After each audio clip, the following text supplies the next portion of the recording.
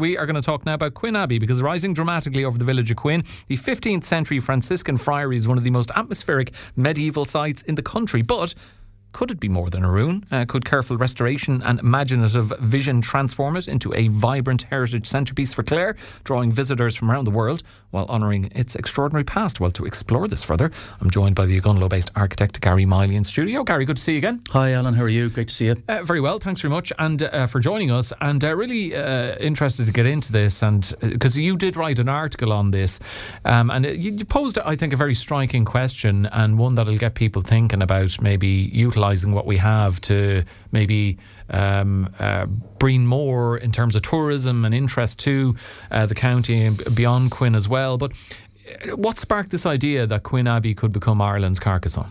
Okay, well, I suppose I should point out first that the Carcassonne idea came from one of the editors in the Examiner, so I'm not quite going that far. I'm not quite that as ambitious. Oh, as he's blaming the sub editor for the heading in the Examiner. You know, they have to sell a paper. They got to do what they got to do. But you clearly think there is real potential to develop Quin Abbey and turn it into more than it currently is. I do think that, and I think more than just sort of a tourist attraction or a visitor centre, something that can be of real value to the community. I suppose I did a master's degree in building conservation about 25 years ago or so, and the doctrine at the time had been, and I fully accepted it, is that when these older structures come to us, whether they're monasteries or tower houses or whatever, they're very old things, they haven't been used in a long time, they arrive to us as a ruin, and their value to us in a way is as a ruin, and our job then is to take care of them in the best possible way, not let them deteriorate any further, but not really to think about like restoring use, because that brings up a whole other bunch of philosophical questions about how do you restore the use, do you interfere with material that's old, can you add material to so I accepted all of that position really in a very straightforward way, and I suppose I'm not 100% convinced that the argument that I'm making right now is a completely fully reasoned argument. I think maybe there is some value to the idea of the ruin.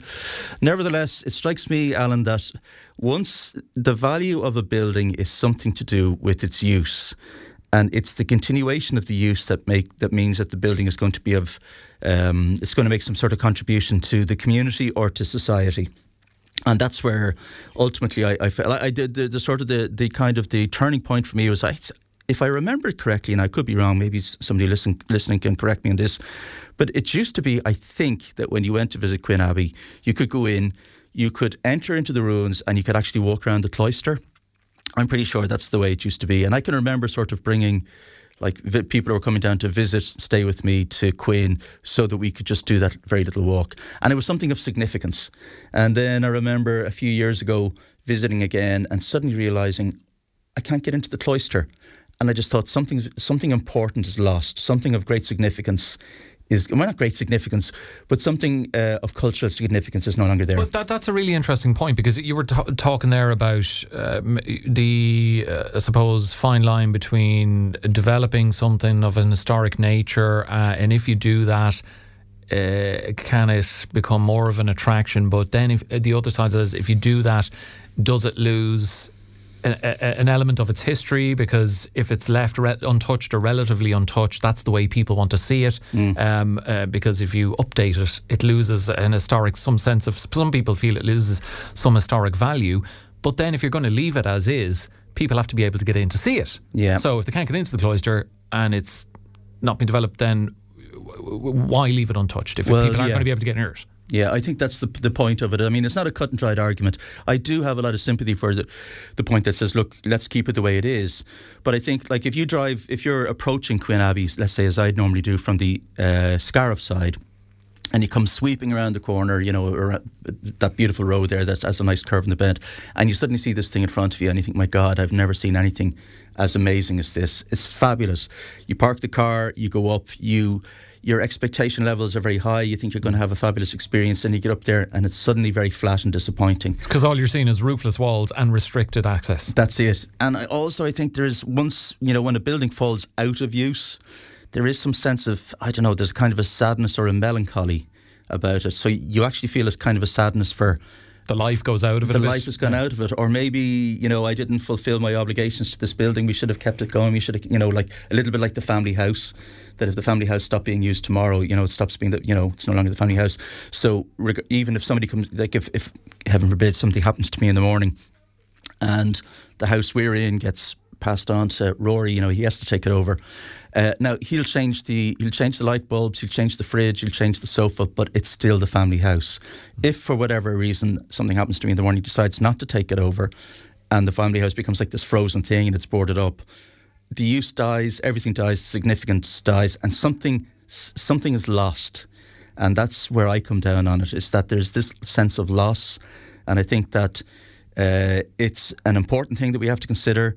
And I think that with these older buildings, it's an opportunity for us to maybe do some sort of social repairing, if you like. Okay, and at this point, I just want to say that never let it be said that we're not highbrow here on Morning Focus, or at least we try to be highbrow. And at this point is where I'm going to talk about a debate that happened in the 19th century between John Ruskin and Eugene Viollet-le-Duc. And you referenced this in your article. Can you briefly explain the difference in the Ruskin and Viollet-le-Duc philosophies? Okay, yeah, that's a good question. Actually, people might find it interesting. Sounds a bit weird, but they might find it interesting. So when we started to, when the Industrial Revolution came around and suddenly we were building a whole load of new buildings and building new cities, we suddenly became aware of the fact that we had a lot of old stuff as well. And what do we do about it? It's the first time maybe societies across the world had to confront this idea in a serious way. Now, long story short, two large theories developed around this. One was around John Ruskin, who was an Englishman, another around Eugène Viollet-le-Duc, who was a Frenchman, and they both, in some ways they're quite similar in what they were doing, but they ended up in different positions. So John Ruskin said, look, what we should do is these buildings that have arrived to us down through, from the medieval times or older, our job is to hold on to them, not do anything to them, don't damage them, but don't let them become further deteriorated. Which is, I guess, what we have done here in Ireland. We've largely followed the Ruskin preserve ruins as they are approach. I think it's fair to say, Alan, that that's the Anglo position. So, from Britain and then, of course, Ireland, because we tend to follow, and maybe in the American approach to dealing with older buildings. That's insofar as the Americans have anything medieval, but this is the approach that they tend to take. Viollet-le-Duc was French, and he had a very different idea about it. He said, look, we have to do something with these buildings that have come down to us from ancient times, but what we're going to do is we're going to actually restore them, and beyond that, we're actually going to sort of introduce elements of design that are improvements on what the original people had intended. So so he's responsible, for example, for Carcassonne. So what we see when we go down and visit Carcassonne, which is an amazing place, a lot of what we're actually looking at isn't so much the medieval stuff that Viollet-le-Duc found, but his contribution. And also Notre Dame de Paris, which burnt down there about 6 years ago, Viollet-le-Duc had made significant interventions in that building in the 19th century too. So a lot of what people were looking at when they went to see Notre Dame, the big cathedral in Paris, was actually the work of Viollet-le-Duc and not the original medieval material. So these are the two big poles of the discussion about it. In the Anglo world, we tend to sort of come down on the Ruskin side. Yet other parts of the world, the French world, they come down on the Viollet-le-Duc side. I suppose most of us, me, like most, I think I'm somewhere in the middle, Yeah, I mean, we've seen Holy Cross Abbey, for example, Garry. That was restored in the 1970s, returned to active use. What kind of lessons does that particular project offer us when we think of Quin Abbey and what could potentially happen? Well, I think Holy Cross Abbey was a very significant, like a visit for me. I think what they've done there is really, I think it's very successful. I mean, it's modest. It's not the biggest thing in the world. We're not talking about Carcassonne. We're not talking about the Vatican. It's a sort of a modest little monastery in a very quiet part of the world. But they restored it to a religious use. And when I visited it at the time, I remember at the time, maybe I was doing my master's degree and people were saying, oh, it wasn't sort of conserved, using the best possible sort of scientific techniques. And at first I probably saw it through that lens. But then afterwards I came to realise, actually, it's the restoration of the use and the fact that I can come into this space and have this kind of an experience, a cultural experience that I otherwise wouldn't have the opportunity of having. That's the significance of this, and the fact that it's not teeming with tourists, and it's not a huge big, it's not one of our great tourist attractions. That's not really of consequence. What's of consequence is that the people who live locally can go in here in an afternoon and feel a moment of solace or quiet or reflection. That's what it's about, and it's it's fabulous for that.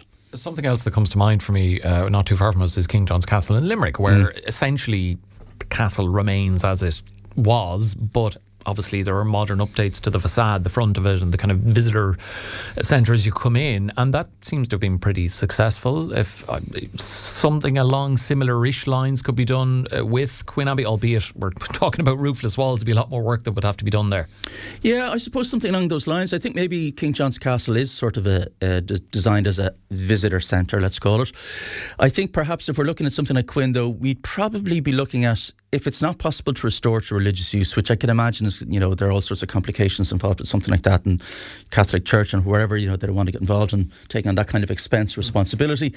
But the communities have no end of uses for spaces. They're always looking for places. So I imagine something to do, if we could get a strong community group together that is perhaps multifaceted. Communities always have people who are learning how to do yoga, or they have need for scouting, or people are learning to use computers. And you always have these sort of like various different groups that if they could come together, maybe a really good programme or a brief could evolve out of that. And I would imagine that maybe the future of Quin, or other abbeys like Quin or friaries like Quin, might be somehow related to that, where there isn't the ambition isn't overstated. There's a modesty in what it is we're trying to achieve, and I think maybe as well there's a sort of an authenticity in the use that means then that the building will have some sort of meaning for the people of the locale, and it's not just something that Bord Fáilte is selling to Americans. One of the potential issues that maybe the naysayers or those who would offer a counter argument will be to any development of Quin Abbey, of course, Garry, is cost. And in a country that often struggles with public project overruns, how feasible would a project like this be? I mean, I wonder how much it would cost to do what could potentially be done with Quin Abbey. Yeah, I don't know. I have no idea. I can't put a figure on that at all. All I can say is that, yes, it's going to be very expensive because you would have to apply the best conservation techniques. You're not going to do anything to damage the building, so you're going to have to get some good expertise and the best stonemasons and various other people involved in the project, and that's understood. Nevertheless, I think that maybe the approach that we've been taking over the years, where we leave these things to the OPW and they develop a bicycle shed that costs the price of whatever. Maybe that's not the route to take. Maybe we need another vehicle that we can put in place to allow this kind of development to take place, where we can keep an eye on costs, where we can keep things reasonable. A lot of this, Alan, is to do with second guessing. People sort of second guess stuff. And if you've got a government department or a semi-state organisation or even local authority that's involved in redeveloping something, they leave, because of the nature of how they operate, they're always open to second guessing, and they can do nothing about it. Somebody says that's not the best way to do this, that's not the best way to install the window, or the best way to plaster something.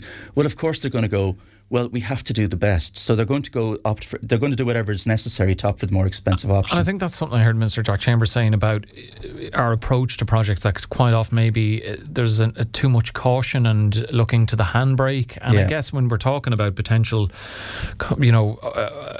costs, sometimes you do have to speculate to accumulate and think, well, whatever money we put into it, if it was done and Quin Abbey turns into this fantastic visitor centre or brings extra tourism to the locality and to Clare, think about what you could make. Yeah, definitely. Yeah, and I don't think, I think we have to. We do have a little bit of a culture in Ireland about doing this. Is that we look to blame, we look to find where the fault was, and then pile the blame on the person who's prepared to accept it. I mean, perhaps if we just step back from that a little bit and say, look, we'll do the best that we can under the circumstances, and if it's not absolutely perfect, we live with the consequences. And maybe in 10 or 15 years' time, if the money comes along and we're able to do the better job, well, we'll do it then. But I don't think we have to sort of consider that it's the end of the world.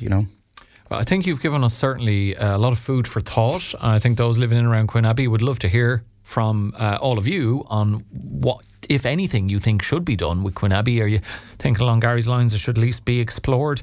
Is it something that, if it was restored, could become a major heritage and tourism draw for Clare? Let us know. 0818 400 964 to call us, or and send your messages in on that to 086 1800 964. But Garry, thanks for positing the question. I'd be interested to see what our listeners have to say, and thanks for popping in for a chat on it. Thank you, Alan. It's always a pleasure. I always enjoy it. Thank you.